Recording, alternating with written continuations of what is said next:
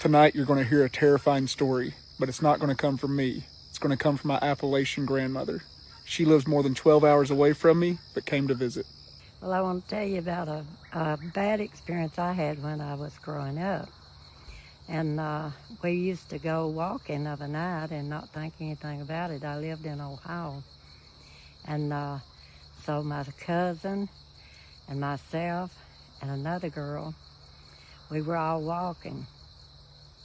This soldier boy came out and he asked us, he said, I want to know directions. And he kept walking down towards you. There was a street light, but he kept on edging off to the side where it was shadow. And so I got a little bit suspicious. I got scared. And this friend of mine, she wanted to borrow my shoes. I had some hard sole shoes on. And we swapped shoes, and she had those on. Well, when he grabbed her and he was dragging her, and we ran as hard as we could run. And He still had your friend? He had our friend, and she had those shoes on, and she kicked his shin. When she did that, he turned her loose, and she ran.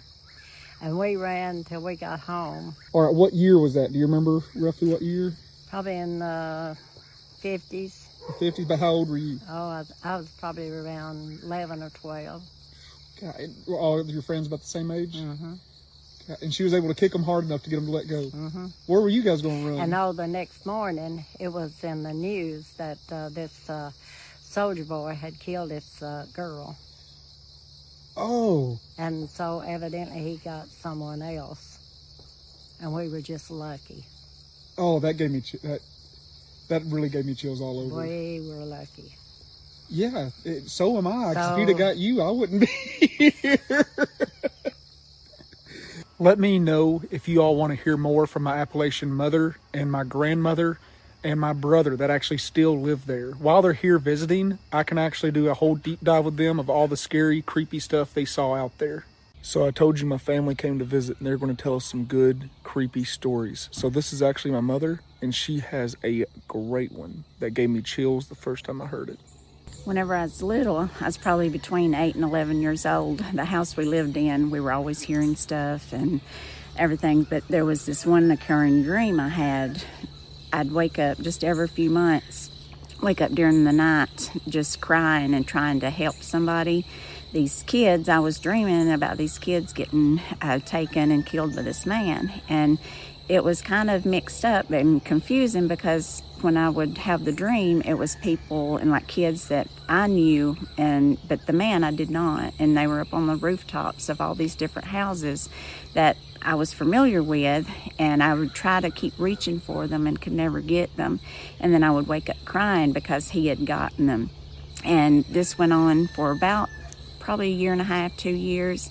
And about, like I said, every couple of months I'd have the dream. And then one evening we were watching the news and it was talking about this man and in some city, don't even remember which city it was, but he had been taking these kids in this apartment building, and he lived up on a higher floor, and he had been killing them and just taking them all over the city. And I never had the dream again, and I don't know what purpose it was, but I never had the dream again.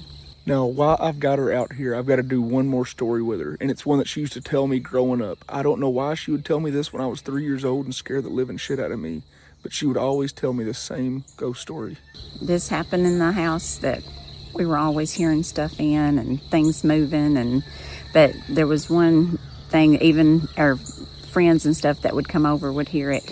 We'd be sitting on the couch watching TV or just doing things in the house, and you could hear this car pull up in the driveway, and you could hear the engine rev up, and then you'd hear a door slam, and you'd be waiting for somebody to come knock on the door, but no one ever came. And one day we were getting ready to go out to town or something, and one of my cousins was there, and we were waiting for Mama to get finished getting ready. And she said, "Marie, you've got company." And I said, "No, we don't." And she said, well, yeah, I heard the car. I heard the door slam and everything. And I said, no, we don't. And so she didn't believe me. And so she got up and went to the door and looked. And she said, well, there's nobody out there. And I said, this happens all the time. And so it just got to be just a ever so often occurrence. And my dad, he didn't like talking about ghost stories and things like that, didn't believe in it. So his excuse was that there was big tractor trailer trucks way down the road on the highway, was echoing up the holler. But like I said, we lived in a holler quite a ways from the main highway, but that was his reasoning. But we knew it was just our visitor that would just come let us know he was there. Now I'm going to ask you, what road did you live on? Sugar Creek. And it was out in the middle of nowhere, right? For context. Yes. Yes. So you used to always tell me about the Salem lot fog. Can you describe that scene at night? What it would look like every night? Oh God, you had to go up steps to come inside the house, and there was two big screen doors on the front, and we just had a little air conditioner. So in the summer it'd get real hot, and we'd have fans and stuff. So we'd open the door where it'd just be the screen door, and being the dumb thing I am, we watched Salem's Lot, and then whenever I went to bed, I woke up and there was fog kind of rolling up the steps because we lived near a river and a creek, Sugar Creek, and the fog and stuff was coming up to the door, and I just knew any minute that boy was going to float up to that door, and I would just lay and kind of hide my face in the cover saying, please don't come get me, please don't come get me. If you like these creepy, weird, scary stories, follow our podcast. It's called Matt from Nomads. If you all want me to do a series soon, I will collect all of my family's ghost stories and we'll put them in one big giant collection for you all. Once again, it's Matt, M-A-T-T, from Nomads. You can find the link in the comments. This has been my mother, Billy Joe. Ghost stories from my Appalachian family. Tonight, it's going to be my younger brother telling his spookiest ghost story that he remembers of us growing up in Appalachia in Tennessee. This is the story of when I was 14 years old and I had went to spend the night at my grandma's in the old Appalachian home that my very own brother has talked about on this channel before. I was sleeping in the guest bedroom, and there's a picture on the wall of this old relative that's black and white, and the photos from like 1910s. And the one night I was sleeping in there, and I kid you not, she came out of the picture frame, and she was in black and white, and the picture frame is just her head, but I could see her whole body. And she told me to come on, that there was a lot of people who wanted to see me in the kitchen, and she took me out of the room and led me to the kitchen. And then sitting around the kitchen table was a bunch of my old relatives who are in black and white that I guess subconsciously I'd seen them before in pictures and stuff, and they were all in black and white, and they were sitting there talking, having conversations, and she just led me in there, and it was the creepiest thing, but the kind of a good thing if you think about it, but it was very creepy, and that's it. Do you think one day in the future, if another kid stays in that room and that dream happens, you'll be one of the people sitting at the table? Could be. Now I want to ask you about something else that used to always scare me, but you might not remember it. You might have been too young. So folks, we had a Native American, is it our great-grandfather or a great-uncle? Carson.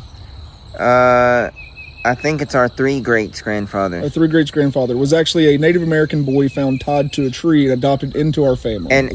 And when I was like 3 years old, I would go around singing like a little jingle, "Car keys Carson, car keys Carson," and yet we had not learned about this guy yet.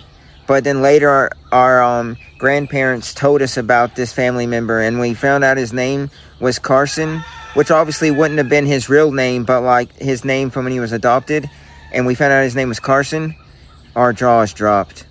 It was the creepiest thing you could have ever seen. And when he says this, oh my gosh, when he was little, he used to stare into the corner and talk about Carson all the time. Like, Car keys, Carson. Car keys, Carson. No, don't do that. But he would be 3 years old, staring off into the corner of the room, just chatting away with Carson. And it was one of those things that we really didn't know a lot about our family history until we started asking about it. And it was one of those things that, like, I guess the family didn't like to talk about a ton because, like I said, he was adopted into our family and then later on would marry his adoptive sister. This has been a family ghost story with my younger brother. If you want to hear more of my family's Appalachian ghost stories, follow the podcast. It's called Matt, M-A-T-T, from Nomads. You can find the link to the podcast in the comments below. Thank you all so much for watching. This has been my brother, Luke.